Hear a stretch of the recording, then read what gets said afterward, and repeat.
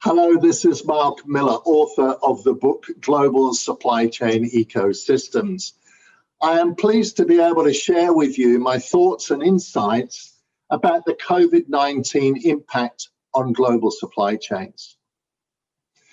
We are now on the cusp of a thrilling new era for supply chain. This coronavirus crisis has vividly exposed the profound interdependencies in today's global supply chain ecosystems and powerfully demonstrated the intrinsic risks in our complex, connected, volatile world. In this presentation, I will explore the supply chain ramifications of COVID-19, which is already proving to be a super accelerator of some pre-existing megatrends, including globalization shifts, digital disruption, and the e-commerce frenzy. The next normal will be characterized by uncertainty. But what is certain is that this virus will have significant supply chain implications, both over the short-term 12 to 18 months, but also over the subsequent 2 to 3 year medium term, such that supply chain 2025 will be substantially different on multiple dimensions. The initial impact of COVID-19 was supply-side gridlock, as mainland China went into a coronavirus-induced hibernation just after the extended Chinese New Year holidays. This resulted in global shortages of components and products, making it powerfully and painfully apparent just how global supply chains have become inextricably dependent upon China. COVID then embarked on its own globalization journey, spreading fear and uncertainty around the world as healthcare systems became overwhelmed. Widespread lockdowns ensued, with shops and businesses closing. High street retail came to an abrupt halt, triggering the most dramatic collapse in demand. The exceptions, of course, being medical supplies and equipment, which experienced an unprecedented surge in demand. As consumers became unable or unwilling to venture out of their homes, shopping for groceries and household essentials moved online en masse, turbocharging the e-commerce frenzy and generating unparalleled volume growth in small packages for home deliveries. Then, just as China started to reopen their economy and factories were getting back to work, production orders were getting cancelled due to excess inventories and lack of demand. And so global supply chains ground to a halt. As these extraordinary supply chain shocks reverberated around the world, companies are being forced to urgently reevaluate their sourcing strategies, business models, and distribution channels. This inevitably resurfaced discussions about the relocation of offshored production. Let's recap. Nearshoring is the relocation of production activities closer to the market where the products are going to be consumed. Onshoring, also known as reshoring, is one step further, whereby production is moved back into the country where the goods are going to be consumed. These are not new topics. Recall other huge supply chain shocks such as the Fukushima earthquake, the Iceland volcano, and the Thailand floods. They all triggered animated nearshoring discussions, championing the need to relocate production closer to the final consumption markets. However, what typically happens is that enthusiasm for change tends to dissipate as things soon get back to normal, and companies realize the actual enormity of truly reconfiguring their supply chains. But this time is different. This time, I believe, nearshoring will become more than just talk for a number of reasons. Firstly, this COVID crisis is much more severe in impact and global in reach than previous supply chain shocks. the consequences from a supply chain perspective will be much deeper, much wider, much more long-lasting. Secondly, this COVID predicament is intertwined with massive geopolitical tensions between the world's superpowers. Tensions which have already triggered some companies to relocate the production of their US-destined products in order to avoid the US tariffs on China-sourced imports.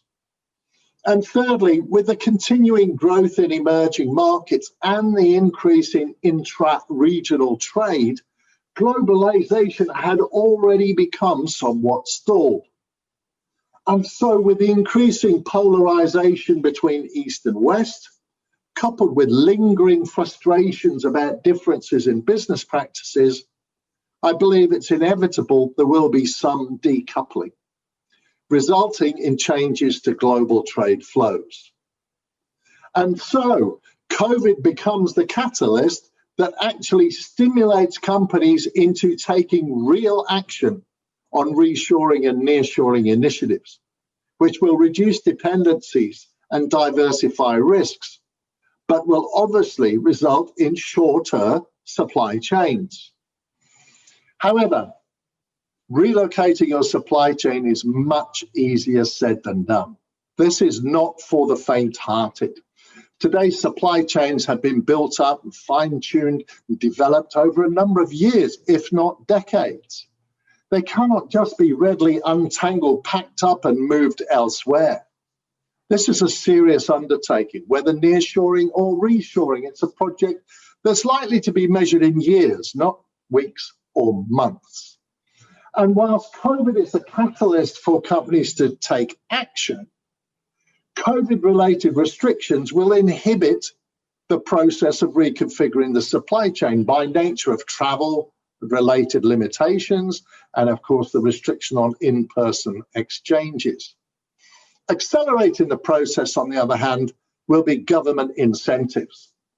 The United States, with much fanfare, has announced grants and subsidies and tax relief for American companies that relocate their manufacturing back into the United States of America and create American jobs. It's not just America. Canada, Korea, some European countries have all announced initiatives to encourage the relocation of manufacturing. Japan, for example, has allocated a $2.2 billion fund to help Japanese companies repatriate their manufacturing back into Japan and create local jobs. Now, of course, in these first world economies, there's a concern about the high cost of labor. And this is where I believe we'll see automation come readily into play.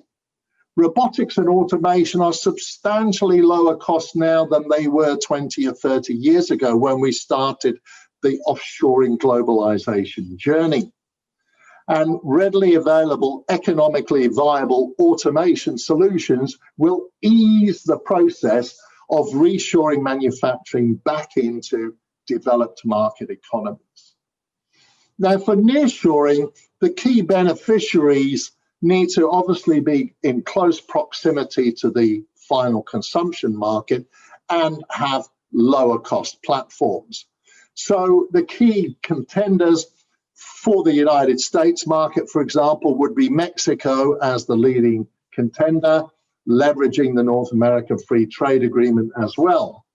For European markets, Eastern European countries such as Poland, Turkey, Hungary would be leading contenders as nearshoring platforms. So nearshoring will reduce reliance on Asia in general and China specifically, and we'll see the supply chains being typically much more regionally focused and therefore shorter. They could be configured as made in Latin America for America or made in Eastern Europe for Europe. However, this will in no way result in a mass exodus of manufacturing outside of China, but we will see some diversification across the Asia region. Several reasons for this. First of all, we are now firmly in the Asian century. 1/3 of global GDP is in Asia. We are home to 1.8 billion people in the consuming class. And by the year 2030, Asia will represent 2/3 of the world's middle class. So made in Asia for Asia will remain a very viable supply chain strategy for generations to come.